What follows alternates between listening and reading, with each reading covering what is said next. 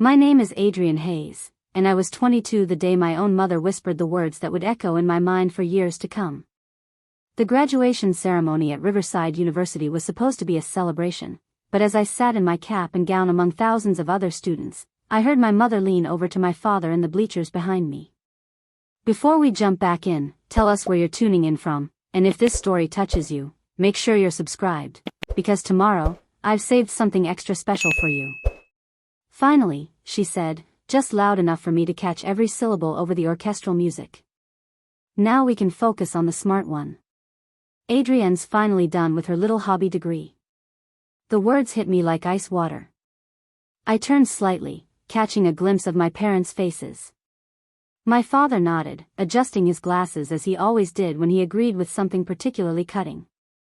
My mother's expression was one of barely concealed relief, as if she'd been holding her breath for 4 years, waiting for this moment when she could stop pretending to care about my mediocre achievements.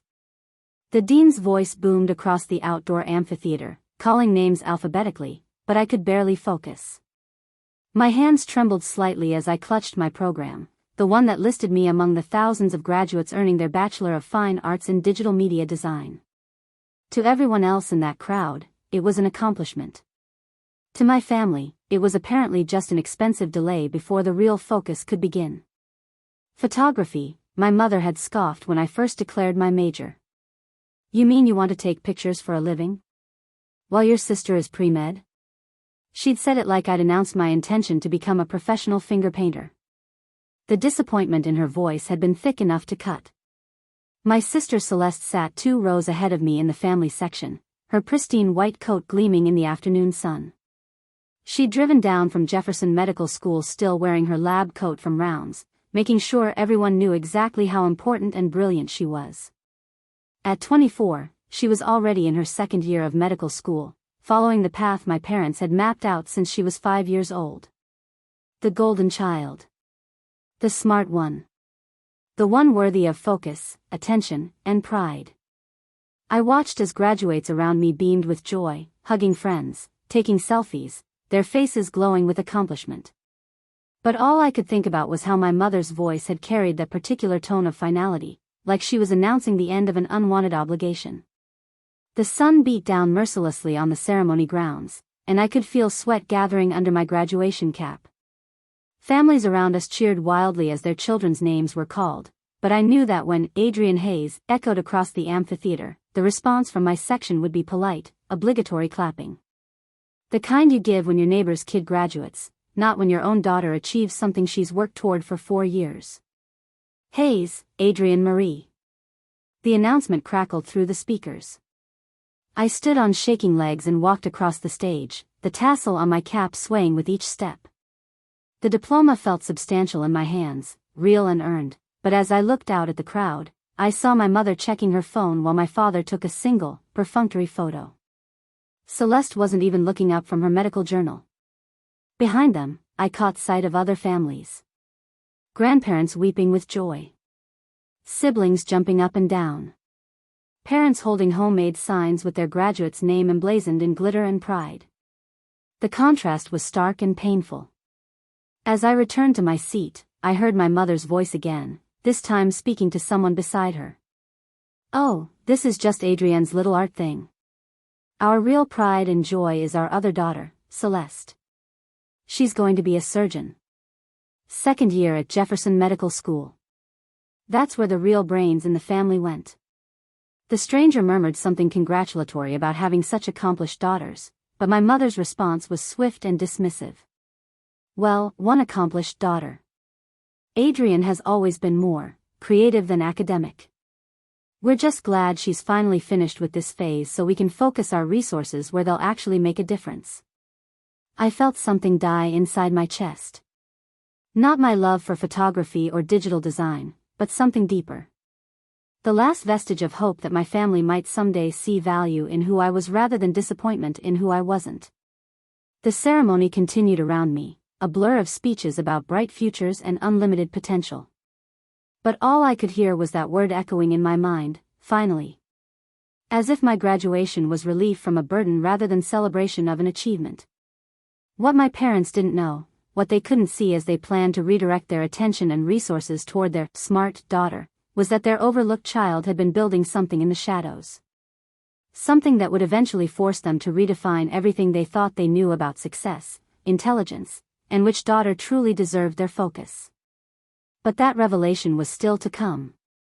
For now, I sat in my cap and gown, diploma in hand, listening to my mother's dismissive words and feeling the familiar sting of being the family afterthought. The smart one, she'd said. As if intelligence could only be measured by medical textbooks and surgical precision. As if creativity, vision, and entrepreneurial spirit were somehow lesser qualities. They were about to learn exactly how wrong they were. The graduation reception at the Riverside University Alumni Center was a sea of proud families, champagne toasts, and excited chatter about bright futures. I stood near the refreshment table, watching my parents work the room like they were at a medical conference rather than their own daughter's graduation celebration. Dr. Hayes. A colleague of my father's approached with an enthusiastic handshake. Congratulations on Celeste's achievements at Jefferson Medical. Second year already, isn't she? You must be so proud. My father's chest puffed with visible pride. Oh, absolutely. Celeste is exceeding all expectations. Top 10% of her class, excellent clinical reviews. She's considering cardiothoracic surgery. His voice carried the kind of warmth I'd rarely heard directed toward anything related to me. And what about? The colleague glanced around, clearly trying to place me in the family dynamic. Your other daughter? The graduate? My mother stepped smoothly into the conversation, her smile tight and practiced. Adrienne. She gestured toward me like she was pointing out a piece of furniture. She's finished with her artistic pursuits. Photography and computer graphics, something like that. We're hoping she'll find something more practical now. I felt my face burn with embarrassment, but I stayed quiet, sipping my punch and pretending not to hear every cutting word. The thing about Adrienne, my mother continued, lowering her voice but not nearly enough, is that she's always been the dreamer of the family. Sweet girl, but not particularly driven. Not like Celeste, who's had laser focus since she was 10 years old. Celeste, who had been accepting congratulations from a group of family friends, glided over in her pristine white coat. She'd changed out of her graduation outfit and back into her medical attire, claiming she had to return to the hospital for evening rounds. Of course, she'd made sure everyone at the reception knew about her demanding schedule. Mom, Dad, she said, checking her smartwatch with the practiced efficiency of someone very important. I really should head back. Dr. Morrison wants me to observe a procedure tonight. She hugged our parents with the kind of attention that made cameras flash and relatives beam. Of course, sweetheart, my mother practically glowed. Your education comes first. We're so proud of your dedication. Celeste turned to me with what I recognized as her public sister smile, warm enough for photographs, empty enough to feel like a formality. Congratulations on finishing, Adrienne. It must be nice to finally be done with school. The way she said, finally, made it sound like I'd been struggling to graduate kindergarten for a decade. Maybe now you can figure out what you actually want to do with your life, she added with a laugh that our parents echoed. I mean, the art thing was fun for college, but now it's time for real-world decisions. I watched her leave, my parents trailing behind to walk her to her car, fawning over every word about her hospital schedule, her upcoming clinical rotations, her research opportunities. They discussed her future like it was a detailed business plan, while mine was apparently just a vague hope that I'd stumble into something practical. When they returned, my mother was already planning. Now that Adrienne's finished with this degree, we can really focus our resources properly. Celeste's medical school tuition, her board exam fees, helping her with a down payment when she starts her residency. That's where our investment needs to be. My father nodded sagely. Celeste has a clear trajectory. Medical school, residency, fellowship, attending physician. We can plan for that. Support it properly. He glanced at me with what might have been affection, but felt more like pity. Adrienne will find her way eventually. She's never needed as much guidance. They said it like it was a compliment, but I knew better. What they meant was, Celeste's success requires our attention and resources. Adrienne's, whatever this is, can happen without us. My Aunt Karen approached our small group, wine glass in hand and genuine enthusiasm on her face. Adrienne, I saw some of your photography displayed in the student gallery. Absolutely stunning work. You have such an eye for capturing emotion. For a moment, I felt a spark of validation. Thank you, Aunt Karen. I've been working on a series about urban landscapes and... That's nice, dear, my mother interrupted smoothly. Though we're hoping she'll consider more stable career options now. Photography is a lovely hobby. The word hobby hit like a slap. For years of intensive coursework, technical training, artistic development, networking, internships, all reduced to a hobby in one dismissive sentence. Aunt Karen frowned slightly. But surely with digital media being such a growing field. Let's not get ahead of ourselves, my father chimed in. Adrienne needs to be realistic about her options. Not everyone can be a doctor like Celeste. There it was. The fundamental belief that had shaped every family dinner, every report card discussion, every conversation about the future. Celeste was the standard of success, intelligence, and worth. I was the consolation prize who needed to be realistic. As the reception wound down, I overheard my mother talking to my grandmother. We're just relieved Adrienne's finally finished. Now we can stop pretending this photography thing is a real career path and focus on what matters. Celeste starts her surgical rotations next year, and she'll need all the support we can give her. My grandmother, bless her, tried to object. But Adrienne's work is beautiful, and she seems so passionate. Passion doesn't pay bills, my mother said firmly. Celeste will be making 6 figures within 5 years. Adrienne will be lucky if she can afford her own apartment. They had no idea that their unrealistic daughter had already been building something they couldn't see. Something that would make their assumptions about success, intelligence, and which daughter deserved their focus look foolishly narrow. But they were about to find out just how wrong they could be. The Hayes family dinner table at Willowbrook Country Club had always been a stage for performance rather than genuine family connection.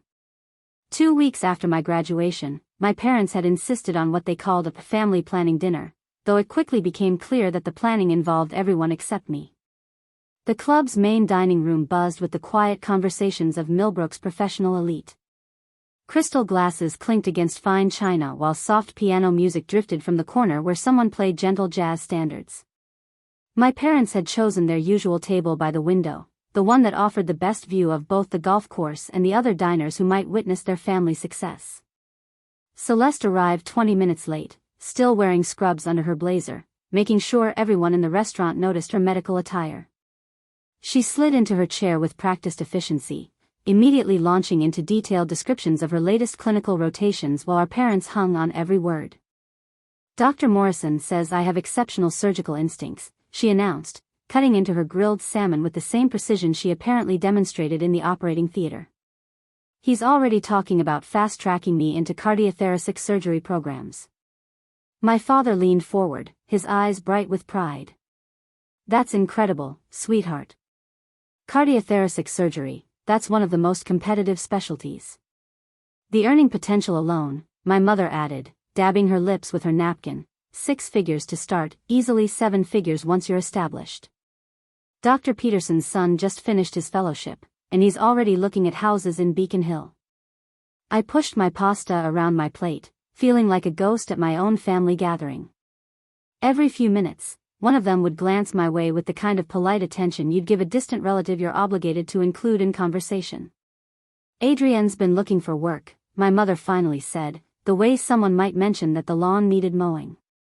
Haven't you, dear? The question felt loaded with expectation, not of success, but of confirmation that their low expectations were justified.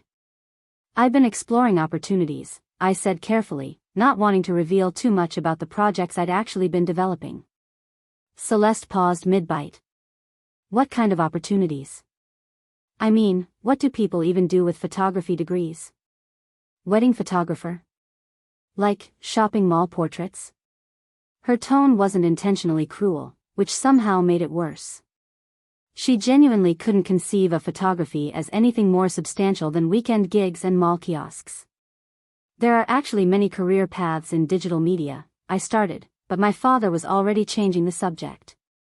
The important thing, he said, reaching across to squeeze Celeste's hand, is that we focus our resources where they'll have the greatest impact. Celeste's education represents a significant investment, but one with guaranteed returns. My mother nodded enthusiastically. Medical school tuition, board exam fees, residency applications, fellowship programs, it's expensive, but we're talking about launching a career that will benefit not just Celeste, but potentially our future grandchildren. Speaking of investments, Celeste said, pulling out her phone to show them something, I've been looking at apartments closer to the hospital. The commute from my current place is killing me, especially with these overnight shifts. Within seconds, they were deep in discussion about rental prices, neighborhood safety, and the importance of Celeste having a comfortable living situation during her demanding training. My mother was already calculating how they could help with the security deposit, while my father discussed the tax benefits of contributing to her living expenses. I watched this choreographed dance of family resource allocation with growing clarity. Every dollar, every ounce of attention, every moment of concern was flowing towards Celeste's carefully mapped future.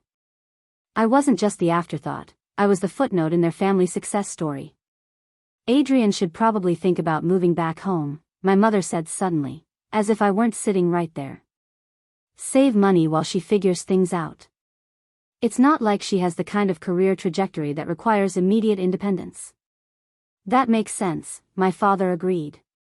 No point in Adrienne struggling with rent and utilities when she could be saving money and reassessing her options. The assumption that I needed to reassess my options hung in the air like smoke. They'd moved seamlessly from tolerating my education to planning my retreat from independence, all while celebrating Celeste's inevitable rise to prominence. I've actually been working on some projects, I said, my voice stronger than I felt. Building a portfolio, developing client relationships. Celeste looked up from her phone with what might have been sympathy. That's sweet, Adrienne, but you have to be realistic. The creative field is incredibly competitive. Maybe you should consider something more stable while you pursue photography as a side hobby. Like what? I asked, genuinely curious what they thought I should do with my life. Administrative work, my mother suggested brightly. Office management, maybe something in a medical practice. You could learn about the healthcare industry while you're figuring out your next steps. The suggestion that I should become Celeste's professional understudy wasn't even subtle anymore. They'd moved past hoping I'd find success to planning how I could orbit around Celeste's achievements.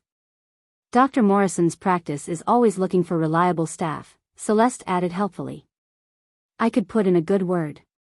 Nothing glamorous, but steady income and good benefits. As they continued discussing my theoretical future as someone's administrative assistant, I felt something crystallize inside me. This wasn't temporary disapproval or concern about my career prospects. This was their fundamental assessment of my worth, my potential, my place in the family hierarchy. They saw Celeste as the investment and me as the expense. She was the future, I was the problem to be managed. But what they couldn't see from their perch at this country club table, surrounded by the comfortable assumptions of their professional circle, was that their realistic daughter had been quietly building something that would challenge everything they thought they knew about success. The arena was set. The stakes were clear. And their underestimation of me was about to become their biggest miscalculation. 3 months after that dinner at Willowbrook Country Club, I found myself standing in the lobby of the prestigious Meridian Creative Arts Foundation, clutching an invitation that had arrived by courier the previous week. The marble floors gleamed under crystal chandeliers, and the walls displayed works from some of the most celebrated contemporary artists in the region. I checked the invitation again, still hardly believing it was real. The Meridian Foundation cordially invites Ms. Adrienne Hayes to attend the annual Emerging Artists Showcase and Award Ceremony. Below that, in elegant script, your portfolio has been selected for exhibition and consideration for the Foundation's Innovation Grant Program. The showcase was exactly the kind of event my family would typically ignore, unless, of course, it somehow related to Celeste's medical career. But today felt different. Today, I wasn't here as someone's disappointing daughter or the family afterthought. I was here because someone had seen value in my work. As I approached the registration table, a woman with silver hair and intelligent eyes looked up from her clipboard. Her name tag read, Margaret Thornfield, Foundation Director. Name, please, she asked with the efficient warmth of someone accustomed to managing high-profile events. Adrienne Hayes, I replied, trying to keep the nervousness out of my voice. Margaret's expression shifted immediately. She set down her pen and looked at me with sudden attention, her eyebrows rising slightly. Adrienne Hayes. The digital media artist? I nodded, uncertain why her reaction seemed so intense. Oh my, she said, her voice carrying a mixture of surprise and genuine pleasure. I have to tell you, your portfolio was quite remarkable. The way you've integrated traditional photographic techniques with digital storytelling, it's exactly the kind of innovative approach we're looking for. A warm flush spread through my chest. After months of being treated like my work was nothing more than expensive hobby, having someone speak about it with real respect felt almost disorienting. In fact, Margaret continued, lowering her voice slightly, I should mention that your submission scored in the top 3 for this year's innovation grant. The judges were particularly impressed with your urban landscape series and the technical sophistication of your digital compositing work. My breath caught. Top 3? Out of how many submissions, I wondered, but was too overwhelmed to ask. Would you like to see your exhibition space? Margaret asked, gesturing toward the main gallery. Your work is displayed in what we call the Rising Stars section. It's actually getting quite a bit of attention from our patrons. As we walked through the gallery, I could see other emerging artists standing near their displayed works, engaging in animated conversations with well-dressed patrons who seemed genuinely interested in their creative processes. The energy in the room was electric, charged with the kind of serious artistic discourse I'd only dreamed of participating in. Here we are, Margaret said, stopping in front of a professionally lit display featuring 6 of my photographs. Each piece was mounted with museum-quality precision, accompanied by detailed placards describing the technical and artistic elements of my work. I stared at my own photographs, hardly recognizing them in this context. The urban landscape series I'd spent 2 years developing, capturing the intersection of natural light with architectural elements, the way shadows and reflections told stories about the people who moved through these spaces, looked powerful, significant, worthy of serious consideration. The response has been wonderful, Margaret said, watching my face. Several collectors have already inquired about purchasing pieces, and there's been interest from gallery representatives. Your technique for layering multiple exposures to create those ethereal time-lapse effects, it's quite innovative. A couple in elegant evening wear approached our small group, their eyes fixed on my largest piece, a composite image showing the same street corner photographed every hour for 24 hours, then digitally layered to show the full cycle of urban life in a single frame. Excuse me, the woman said, addressing Margaret. Could you tell us more about this artist? This piece is extraordinary. Margaret smiled, placing a gentle hand on my shoulder. This is actually Adrienne Hayes, the photographer herself. The woman's eyes widened with delight. Ms. Hayes. Your work is absolutely stunning. I'm Patricia Chen, and I curate exhibitions for the Downtown Contemporary Gallery. I'd love to discuss the possibility of featuring your work in our Emerging Artist series. My hands trembled slightly as I shook her offered hand. Patricia Chen, I knew that name from art magazines, from reviews of cutting-edge contemporary exhibitions. She was exactly the kind of curator whose attention could transform an unknown artist's career. The technical mastery combined with genuine emotional depth, she continued, studying my photographs with the intensity of someone who truly understood the medium. How long have you been developing this particular style? As we talked, more people joined our conversation. Gallery owners, collectors, even a journalist from Arts Quarterly who wanted to interview me about my process. Each interaction felt surreal, like stepping into a life I'd barely dared to imagine. Ms. Hayes, Margaret interrupted gently, I hate to pull you away, but the award ceremony is about to begin. As one of our featured artists, you'll want to be seated in the front section. Featured artist. The words echoed in my mind as I followed her toward the main auditorium. 6 months ago, my own mother had dismissed my work as a hobby. Tonight, I was sitting among serious artists whose work was being celebrated by some of the most respected voices in the contemporary arts community. The lights dimmed as Margaret took the stage to begin the awards presentation.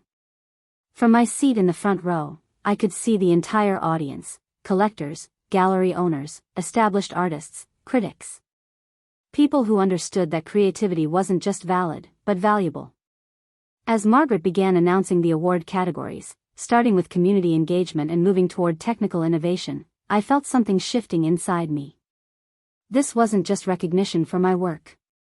This was proof that everything my family had dismissed as impractical dreaming was actually building towards something real, something significant.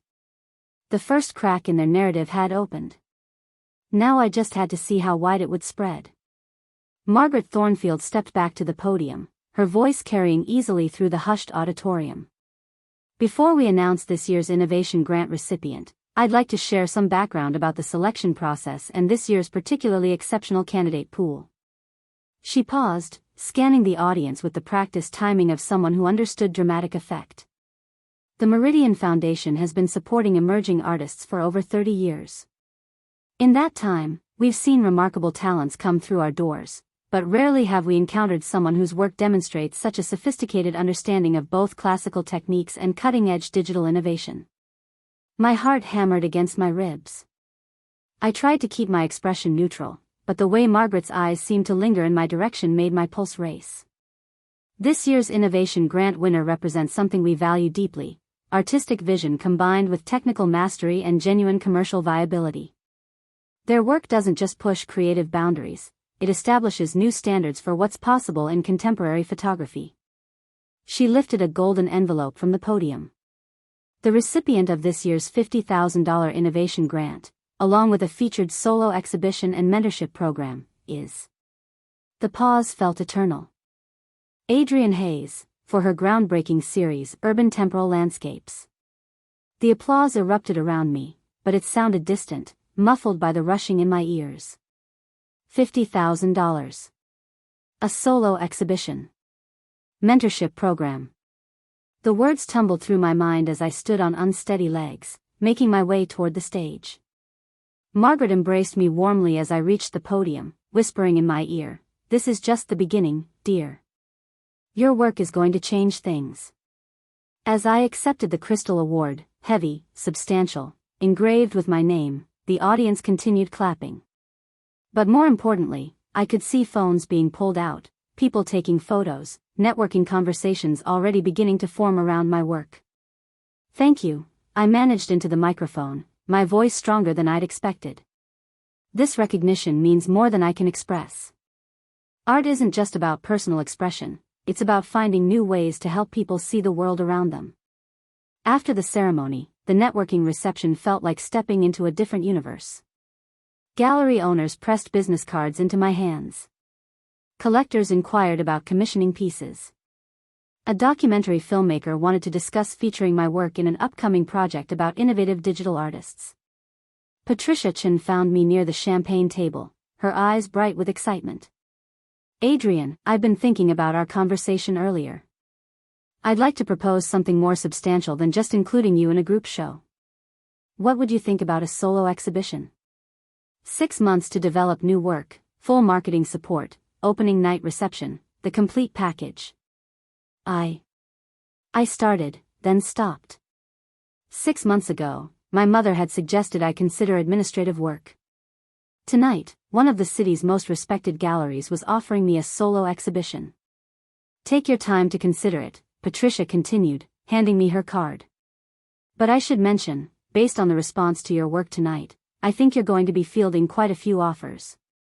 The art world moves quickly when it recognizes genuine talent.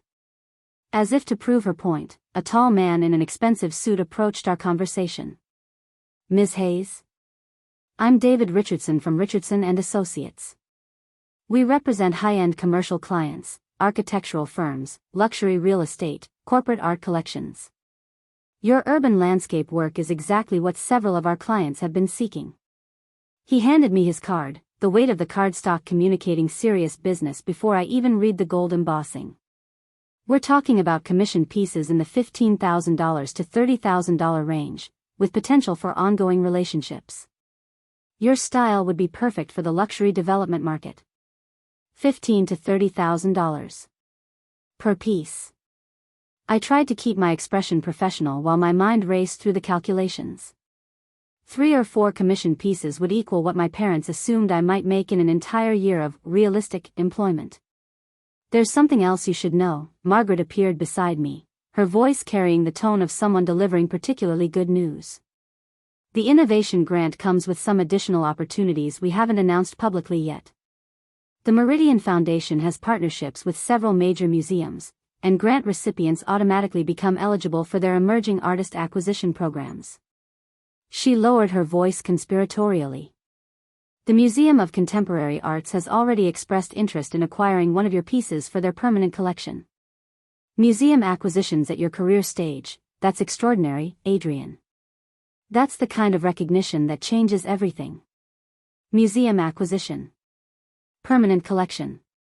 The phrases felt foreign in my mouth, like speaking a language I'd studied but never expected to use in real conversation. A woman with an elegant French accent joined our growing circle. Pardon me, but are you the photographer everyone is discussing? I am Claire Dubois from the International Photography Collective. We are organizing exhibitions in Paris, London, and New York next year, featuring innovative digital artists. Your work would be perfect for our New Visions showcase. International exhibitions. Paris, London, New York. Cities where my family assumed I'd never be important enough to visit professionally, much less exhibit my work. As the evening progressed, my small clutch purse filled with business cards from people whose names I recognized from art magazines, whose galleries I'd admired from afar, whose approval I'd never dared to seek.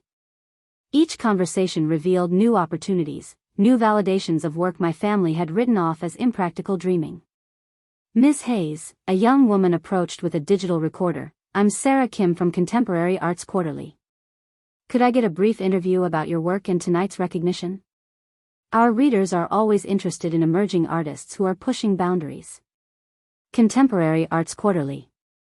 The same magazine I'd subscribed to throughout college, studying the featured artists and wondering if my work would ever be sophisticated enough for serious consideration.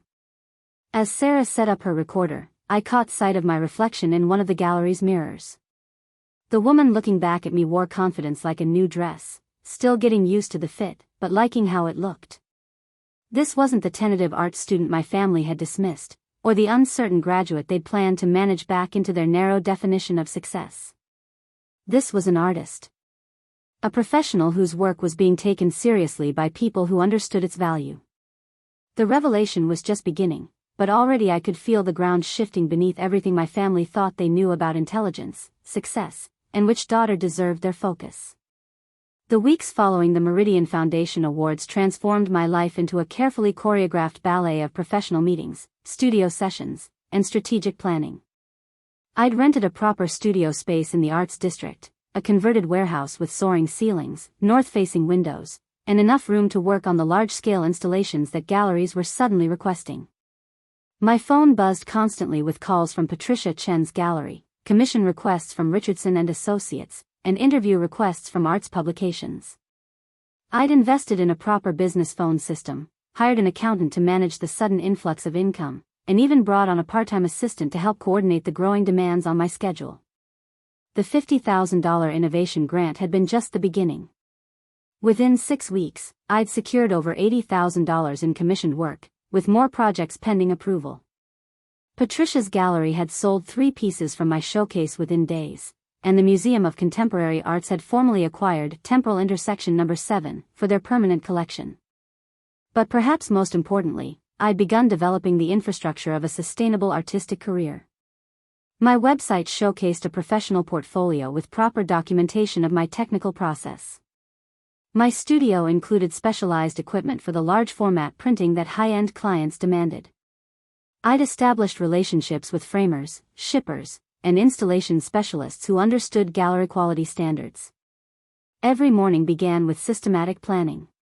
Client calls at 9 a.m., studio work from 10 to 4, administrative tasks until 6, then research and development for new techniques and concepts. It was the kind of disciplined professional schedule my family had always assumed I was incapable of maintaining. The commission from Richardson and Associates alone would have impressed my parents, if they'd known about it. Luxury real estate developer Hampton Estates had hired me to create a series of 12 large-scale photographs for their new downtown residential tower. Each piece would be 4 by 6 feet, professionally mounted, and strategically placed throughout the building's common areas.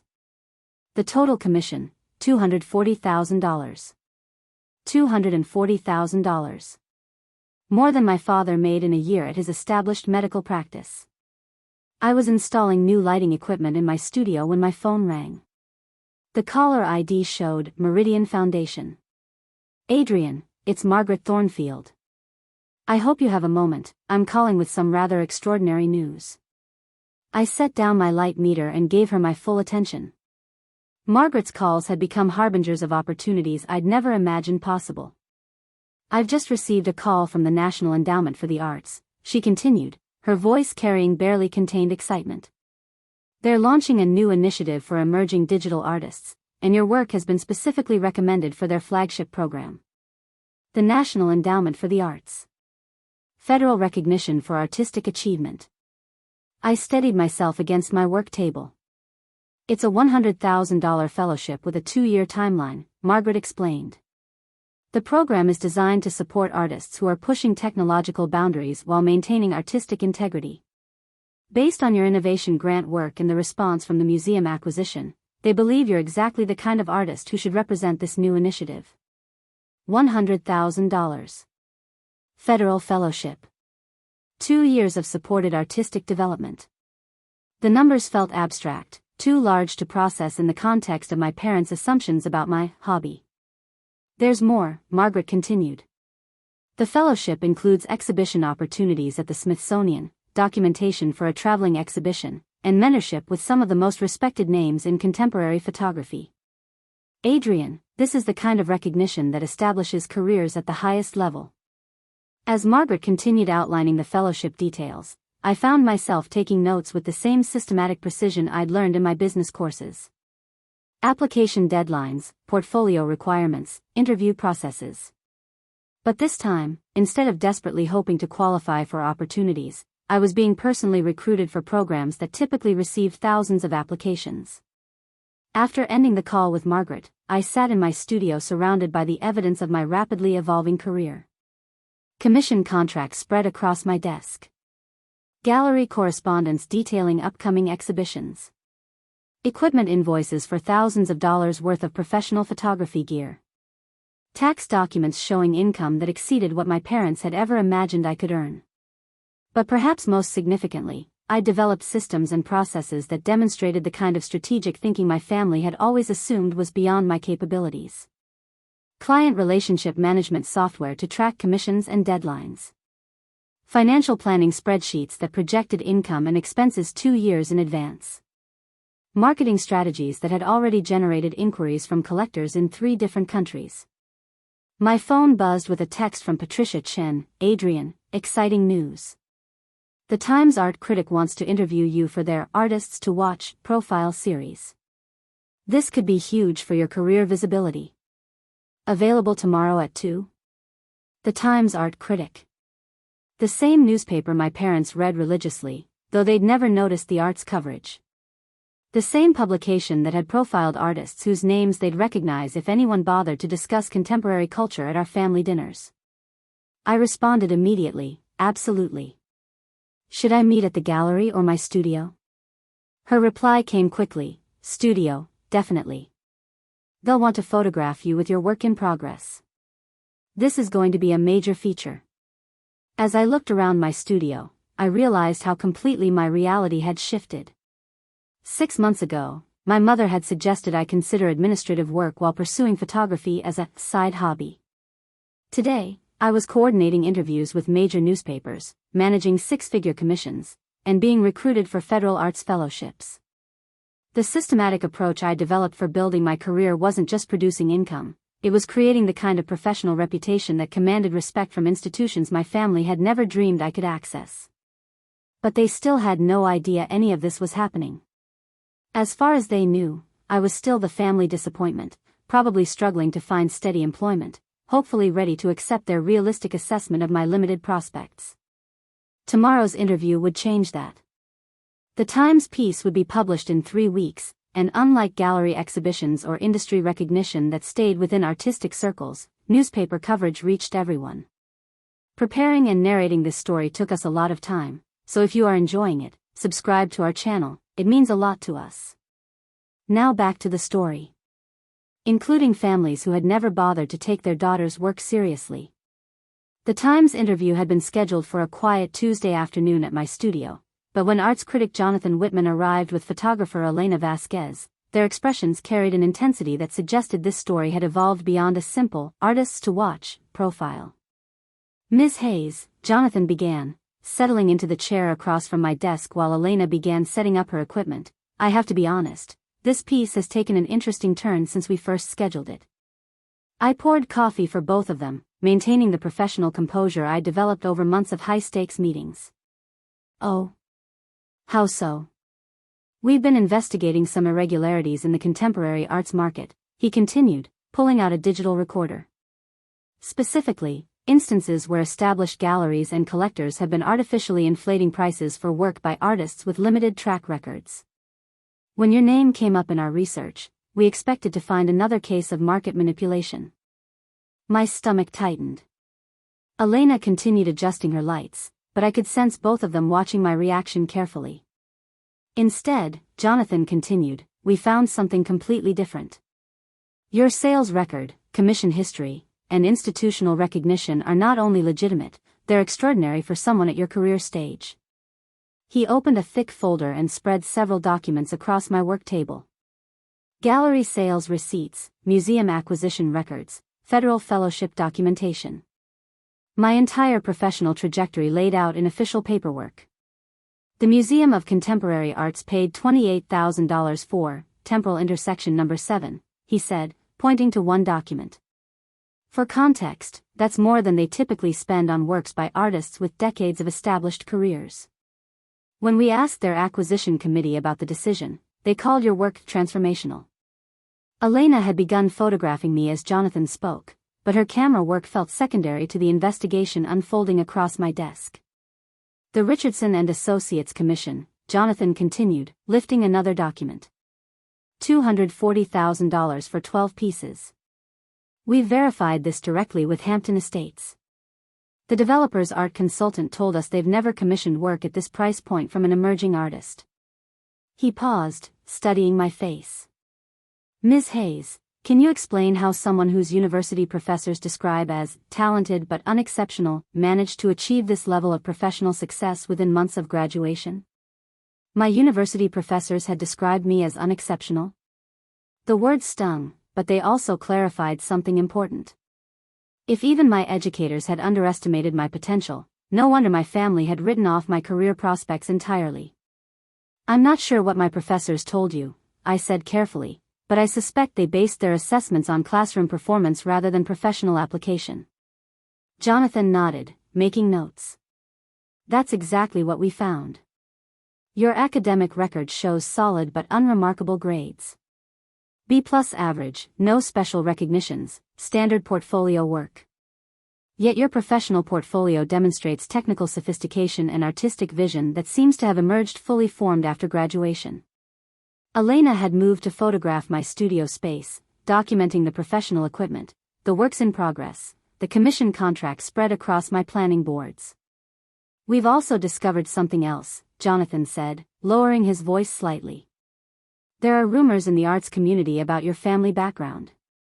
Stories about parents who disapproved of your career choice, who expected you to fail. I felt my professional composure crack slightly. I'm not sure how that's relevant to my artistic work. It's relevant, Elena said, speaking for the first time, because it suggests your success wasn't built on family connections or financial support. Most artists at your level have extensive networks, wealthy parents, or institutional advantages. You seem to have built everything independently. Jonathan leaned forward. Ms. Hayes, our investigation suggests you've achieved something almost unprecedented, genuine artistic and commercial success without any of the traditional support systems. No family money, no art world connections, no institutional backing.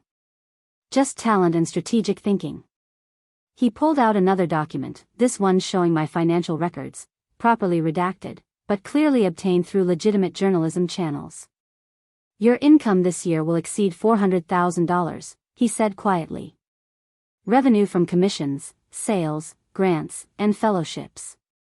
For an artist 6 months out of college, this is extraordinary. $400,000. Hearing the number spoken aloud made it real in a way that individual contracts and payments hadn't. My parents assumed I was struggling financially. Instead, I was earning more than both of them combined. But here's what makes this story particularly compelling, Jonathan continued. We've spoken with other family members. Your Aunt Karen mentioned that your parents actively discouraged your artistic pursuits.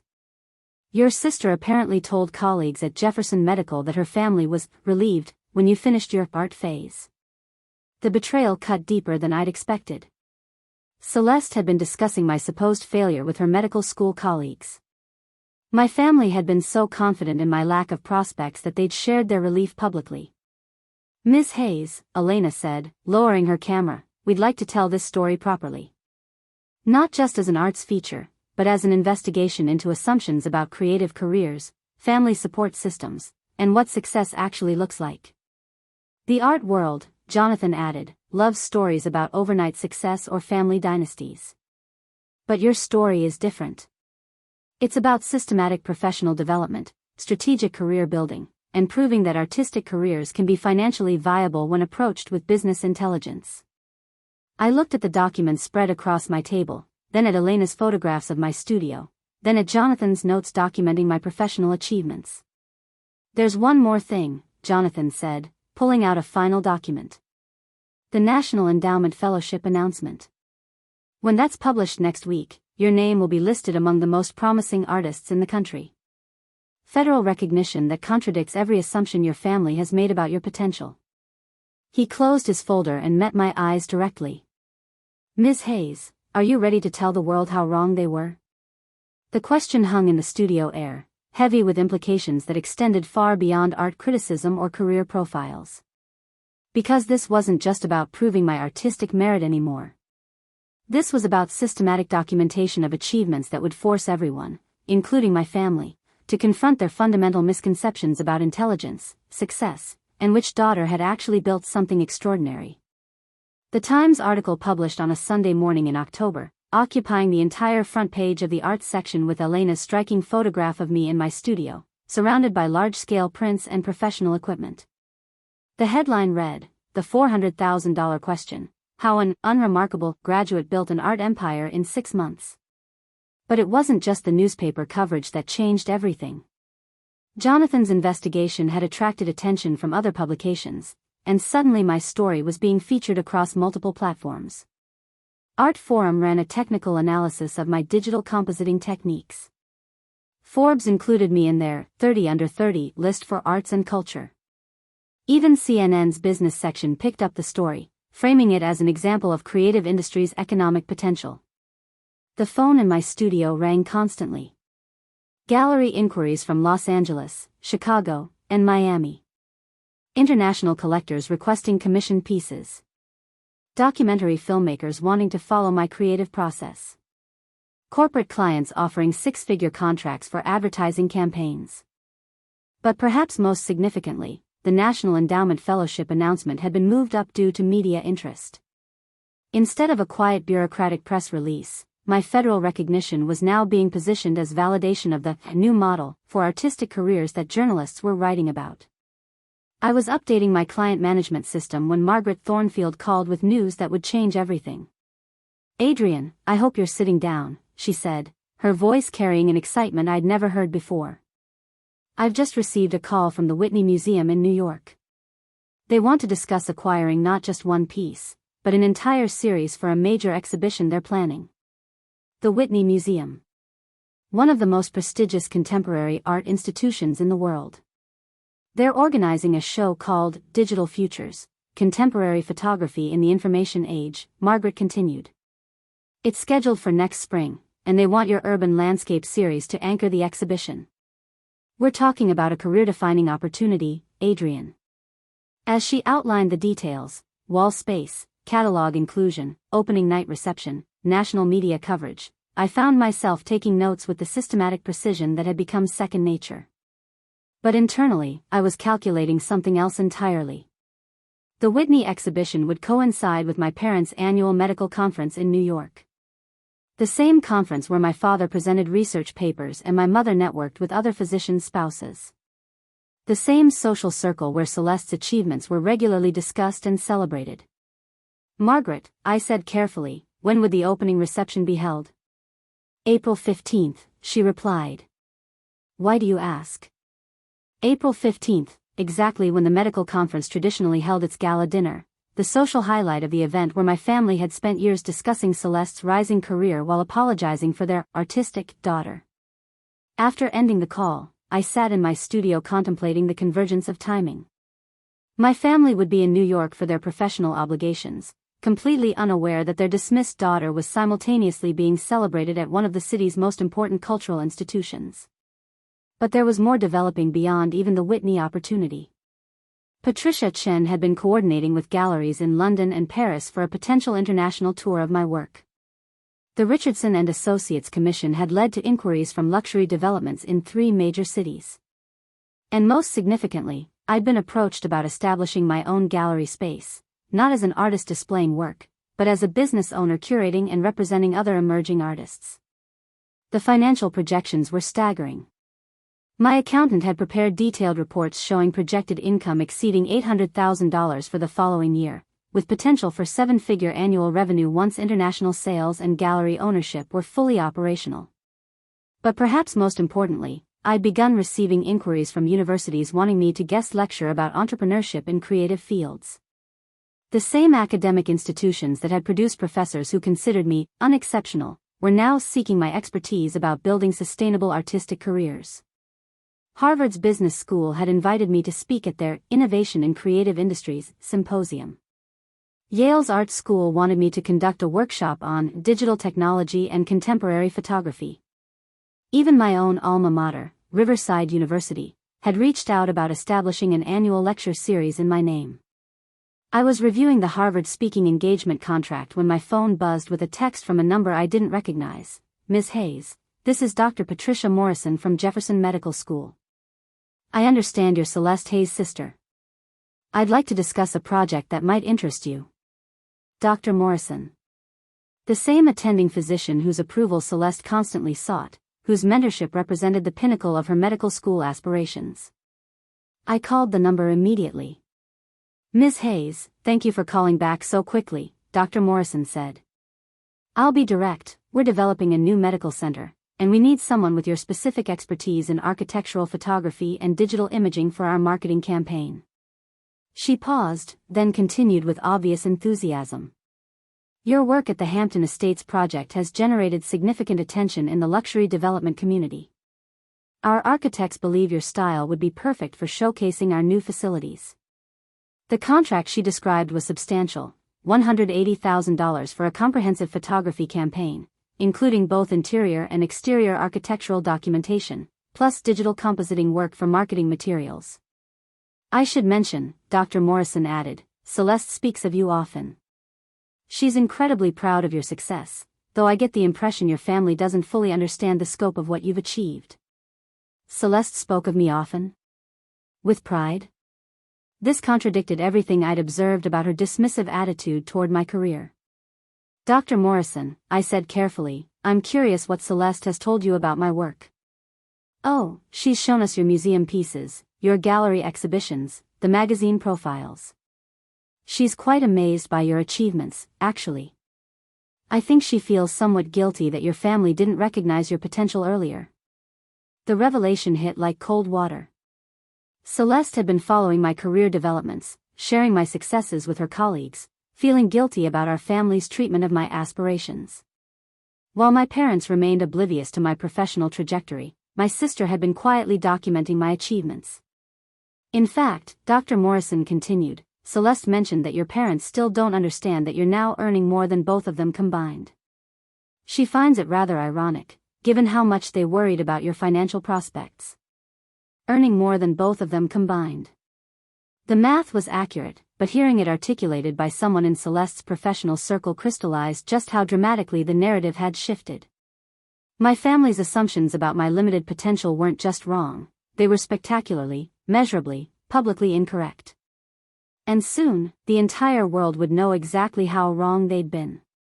The call from my grandmother came on a Tuesday evening in November, her voice carrying an urgency I hadn't heard since my grandfather's heart attack 3 years earlier.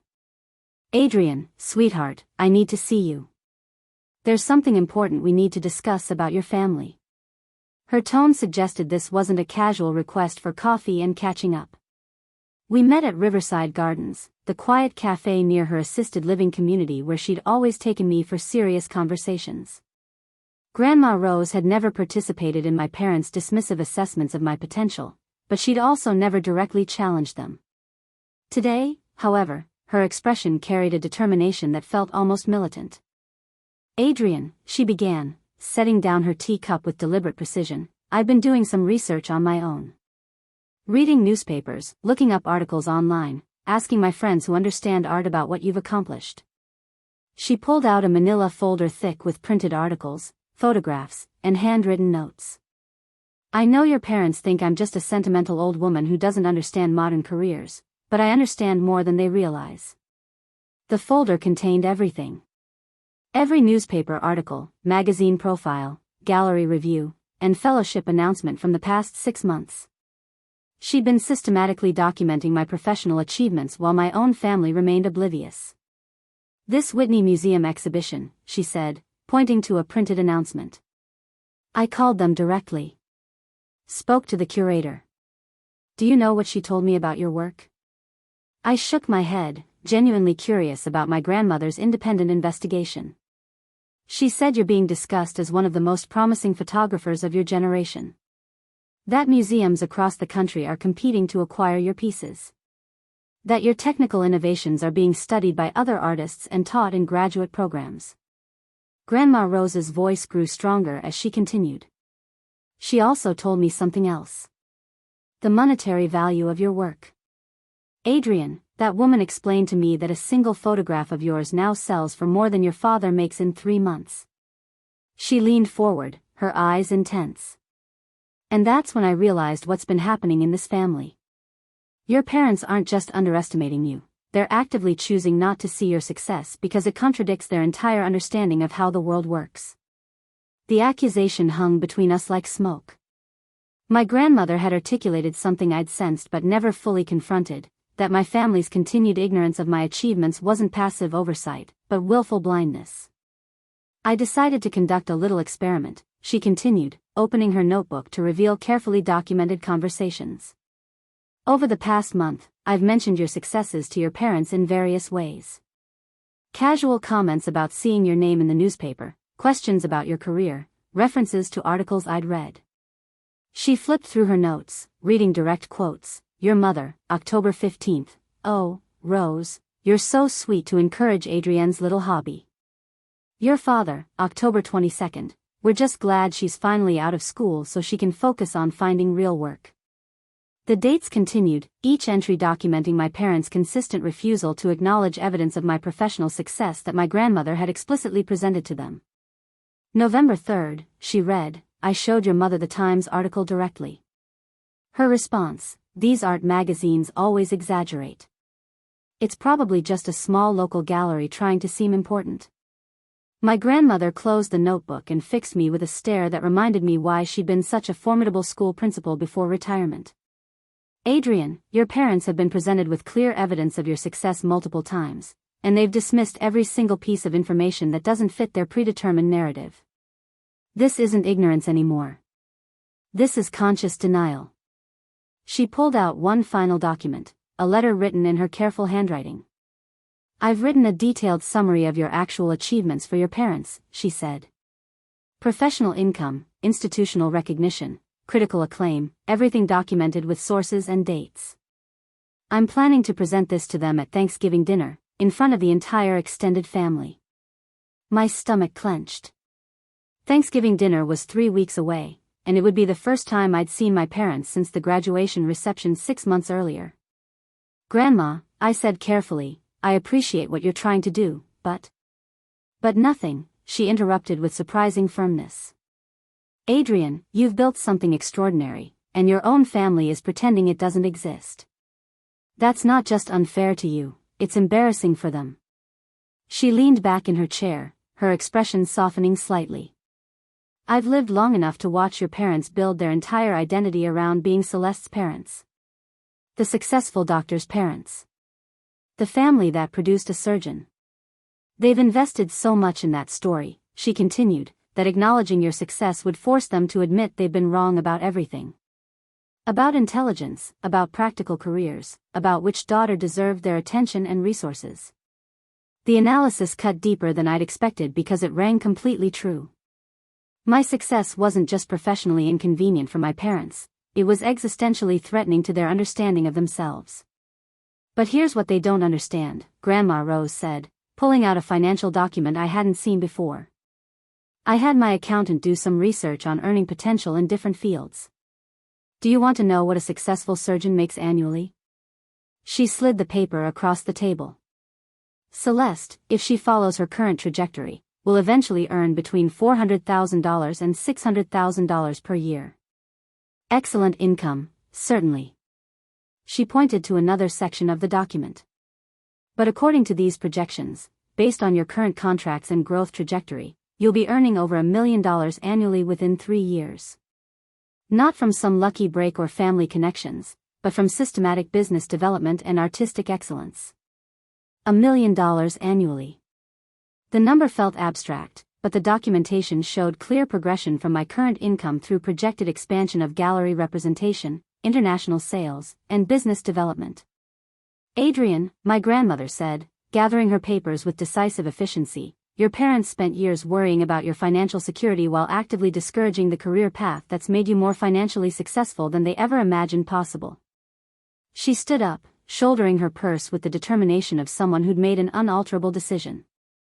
"At Thanksgiving dinner, in front of your aunts, uncles, and cousins, I'm going to present the actual facts about your achievements. Not opinions or interpretations, documented evidence."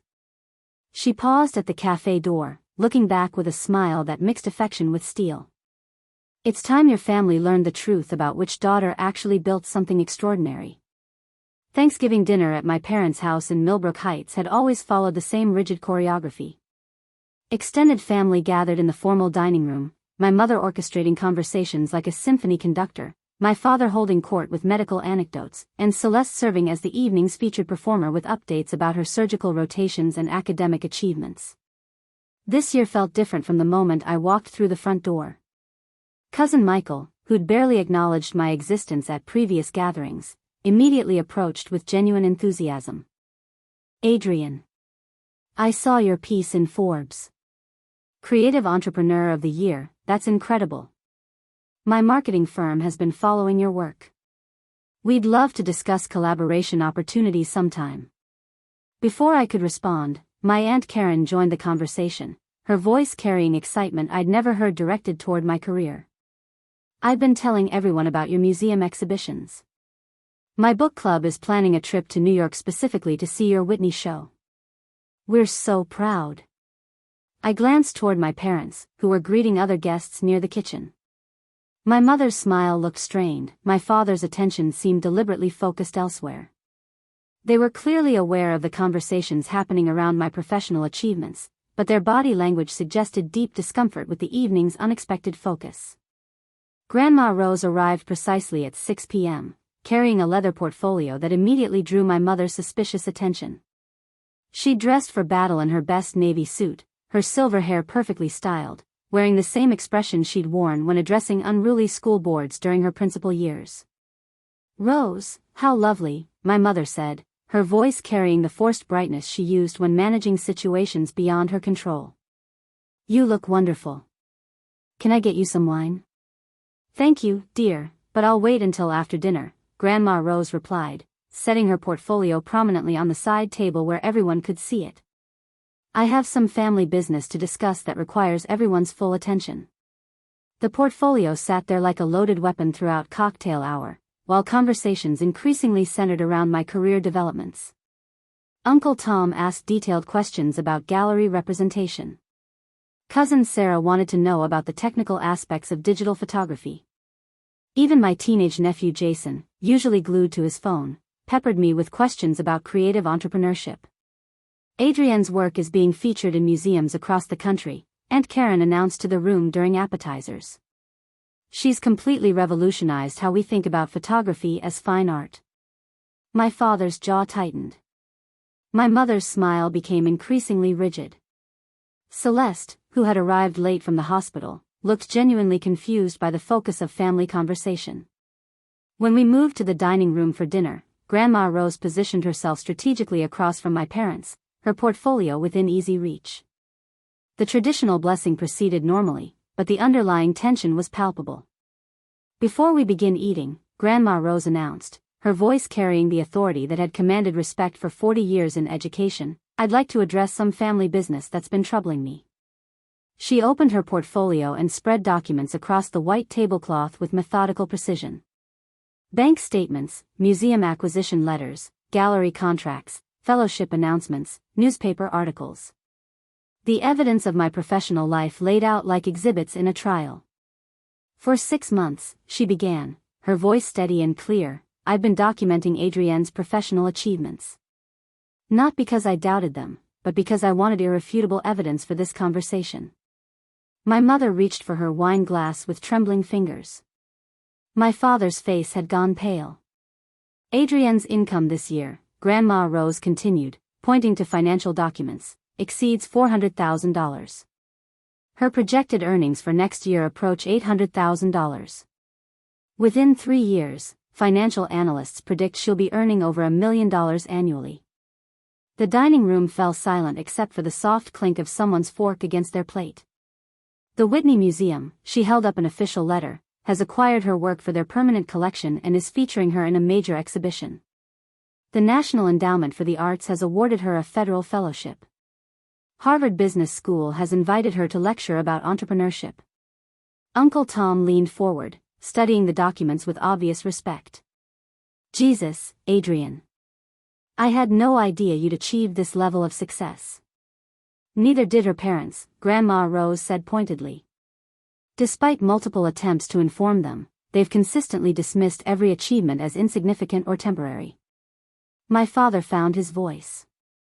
"Rose, we appreciate Adrienne's artistic pursuits, but let's maintain perspective. A few magazine articles don't constitute a sustainable career."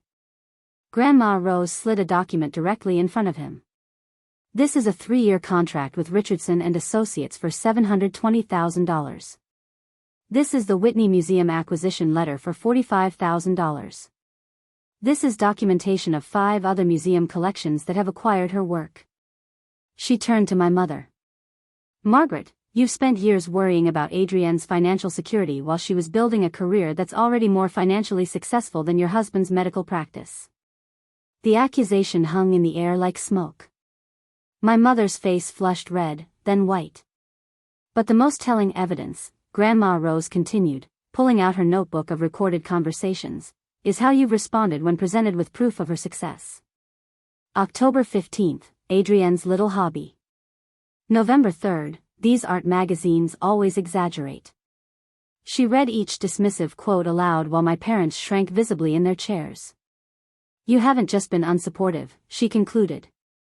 "You've been actively denying reality to protect your predetermined narrative about which daughter deserved your attention and resources." Celeste, who had been silent throughout the presentation, suddenly spoke. "Mom, Dad, I've been trying to tell you about Adrienne's success for months. She's earning more than I will as a resident. Hell, she's earning more than you do." My father's mouth opened, then closed. My mother stared at the documents spread across the table as if they were written in a foreign language. "The question now," Grandma Rose said, beginning to gather her papers with decisive movements, "is whether you're willing to acknowledge the truth, or whether you'll continue protecting your assumptions at the expense of your relationship with your daughter." She stood up, closing her portfolio with a sharp snap. "Because Adrienne doesn't need your approval anymore. She's already succeeded beyond anything you imagined possible. The silence that followed felt like the end of something irrevocable. The silence following Grandma Rose's presentation stretched across the dining room like a held breath. My parents sat frozen, staring at the evidence scattered across the white tablecloth, documents that transformed their understanding of their daughter from disappointing afterthought to accomplished professional in the span of 10 minutes. My mother's hands trembled as she reached for one of the museum letters, reading it slowly as if the words might rearrange themselves into something less threatening to her worldview. My father picked up the financial projections, his medical training allowing him to process numbers with clinical precision even as his assumptions crumbled around him. "This can't be right," my mother whispered, her voice barely audible. $400,000? From photography? Celeste leaned across the table, her expression mixing pride with something that looked like guilt. "Mom, I've been trying to tell you. Adrienne isn't just successful, she's building something extraordinary. Her work is being studied in graduate programs. Other artists are trying to replicate her techniques." Uncle Tom cleared his throat, his business background allowing him to read the financial documents with obvious appreciation. "Margaret, David, these aren't inflated estimates or artistic exaggeration. These are contracts from major institutions, documented sales, verified income. Adrienne has built a 7-figure business in less than a year." My father set down the Whitney Museum letter and looked at me directly for the first time all evening. His expression carried confusion, as if he was seeing a stranger wearing his daughter's face. "Adrienne," he said slowly, "I don't understand. How did this happen? Your grades were average, your professors never indicated exceptional talent. We thought. You thought I was settling for mediocrity because that's what you expected from me," I said quietly. The words came without anger, just clarity. "You decided my potential based on classroom performance and never bothered to reassess when evidence suggested otherwise." My mother's voice cracked slightly. "We were trying to protect you from disappointment. The art world is so unpredictable, so financially unstable. We wanted you to have security." "You wanted me to have your definition of security," I corrected gently. "A definition that excluded any possibility that I might build something significant on my own terms." Grandma Rose had remained standing throughout this exchange, and now she placed a gentle hand on my shoulder. "What your parents are struggling to understand is that they didn't just underestimate your potential, they actively discouraged it while it was developing into exactly the kind of success they claimed to want for you." Cousin Sarah, who had been quietly reviewing the newspaper articles, suddenly spoke up. "Aunt Margaret, Uncle David, do you realize that Adrienne is probably the most successful person in our family? I mean, financially and professionally?" The observation landed like a physical blow. My parents had built their identity around being the successful branch of the family tree, the ones whose daughter was destined for prestigious achievements. Suddenly confronted with evidence that their practical concerns had blinded them to extraordinary accomplishments happening under their own roof, they seemed to shrink visually. "The Whitney exhibition opens in April," I said, my voice steady and professional. "It's considered one of the most important showcases for contemporary photography. Museums across the country will be sending representatives. International collectors will be attending." I paused, letting the implications settle. "It happens to coincide with your medical conference in New York. The same week you'll be networking with colleagues and celebrating Celeste's achievements. I'll be 30 blocks away being celebrated by some of the most respected institutions in contemporary art." My mother's face crumpled slightly. "You never told us about any of this." "I tried," I said simply. "But every attempt to share my progress was met with suggestions that I be realistic or advice about finding practical alternatives. You made it clear that my achievements weren't worth celebrating." Celeste reached across the table toward me, her eyes bright with unshed tears. "Adrienne, I'm so sorry. I knew you were succeeding, but I didn't realize how much Mom and Dad were dismissing it. I should have spoken up more forcefully." "It's not your responsibility to validate my career," I replied. "But thank you." My father straightened in his chair, his medical training helping him process difficult diagnoses. "So what happens now? How do we fix this?" The question revealed something touching in its assumption that fixing was possible, that relationships could be realigned through acknowledgement and apology. You don't fix it, I said gently. You accept it. You accept that I built something significant without your support, and that your approval, while meaningful to me personally, isn't necessary for my continued success. I looked around the table at family members who were seeing me clearly for perhaps the first time. I'm not the daughter who needed rescuing from her impractical dreams, I continued. I'm the daughter who turned those dreams into a sustainable, profitable, professionally respected career while you were worried about my ability to support myself. My mother wiped her eyes with her napkin. We're proud of you, Adrienne. We didn't understand. I know, I said. And I forgive you for not understanding. But I've also learned something important about my own worth that doesn't depend on your understanding. Grandma Rose gathered her portfolio and moved toward the door, her mission accomplished. Adrienne doesn't need your pride now, she said to my parents. She needed your support when she was building this, and she succeeded without it. What she deserves now is your respect. As family members began processing this new reality, asking questions about my work and expressing genuine enthusiasm about my achievements, I felt something shift inside me. Not vindication or revenge, but completion. I had never needed to be the smart one or the practical one or the daughter who met their expectations. I had only needed to be myself, building something meaningful with patience, skill, and vision. And I had proven that sometimes the daughter you underestimate is the one who changes everything you thought you knew about success. The evening ended with genuine conversations about art, business, and the courage required to build something from nothing. My family was finally ready to see me as I actually was, not who they'd assumed I should become. It had taken them years to realize it, but I had always been the smart one. I was just smart in ways they hadn't learned to recognize. Up next, you've got 2 more standout stories right on your screen. If this one hit the mark, you won't want to pass these up. Just click and check them out.